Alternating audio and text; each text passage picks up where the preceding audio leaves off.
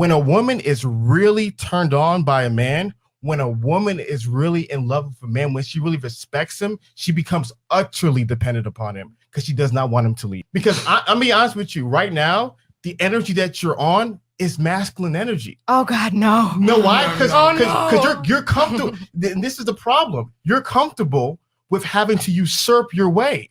So a lot of times there's no, when there's a relationship, when women say they want equality, there's no equality. There's no two kings in one castle. There's no two presidents in one country. There's no two CEOs of one company. There's always a leader and somebody submits to your leadership. You want to be in charge. I don't. I absolutely don't.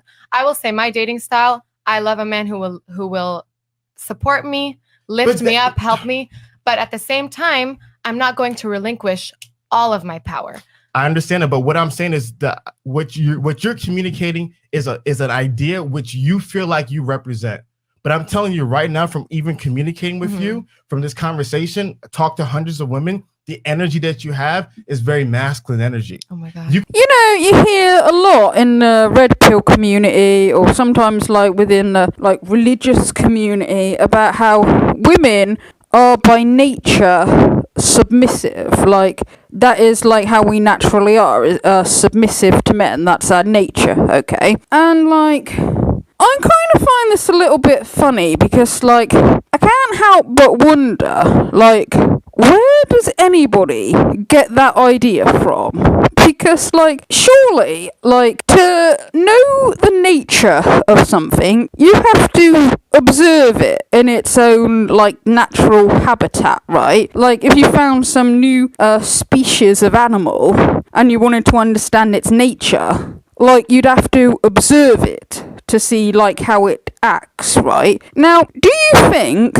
if aliens came to this planet, right, and they decided to observe human females and human males to see how we act in our natural habitat, that the conclusion that they would come to is that women are submissive to men? Is that the conclusion that you think that they would come to? Let's have a look at these valuables. What are you doing, Sybil? Sybil, I forbid you to open that safe. Sybil, I forbid you to take that case out. Sybil, do not open that case. I forbid it. I have forbidden it. I never thought I would live to see the day. And God comes down and has a conversation with Eve and tells her that she can eat of any fruit in the tree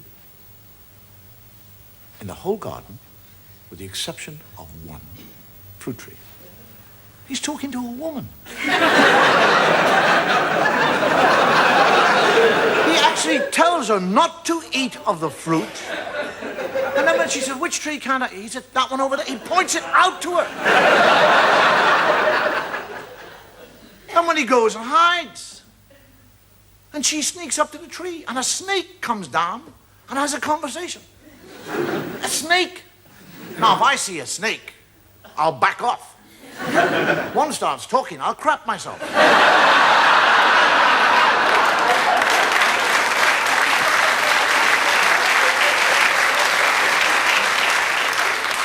And the snake actually convinces her to eat the apple. And she eats the apple. And when she eats the apple, she learns shame.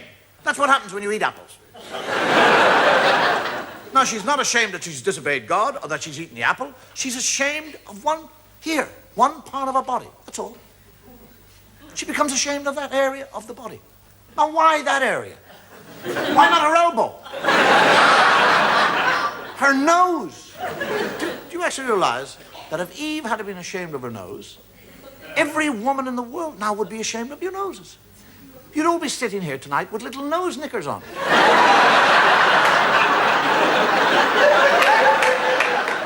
Men would be in nightclubs watching totally naked ladies with G-strings on their nose.